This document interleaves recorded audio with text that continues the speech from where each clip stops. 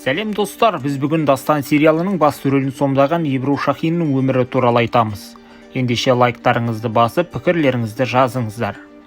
1994 жылы 18 мамырда дүниеге келген сұлу актриса Ыстамбұл университетінің спорт ғылымдары факультетін бітіргеннен кейін актерлік шеберлік бойынша білім алған. Тыйым салынған алма, жауынгер, Ыстамбұлдан келген келін сынды сериалдарға түскен Шахин Хержай сериалынан кейін үлкен үзіліс жасады.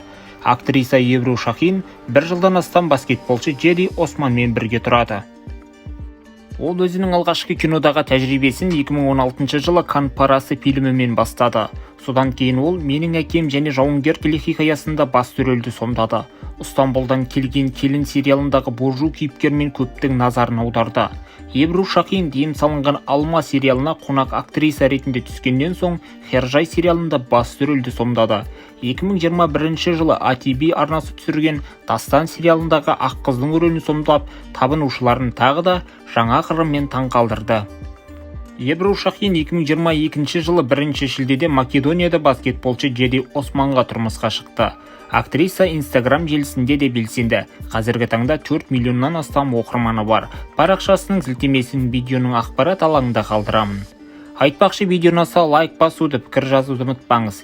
Енді кімнің өмірі туралы айтайын, ұсыныс тастаңыздар.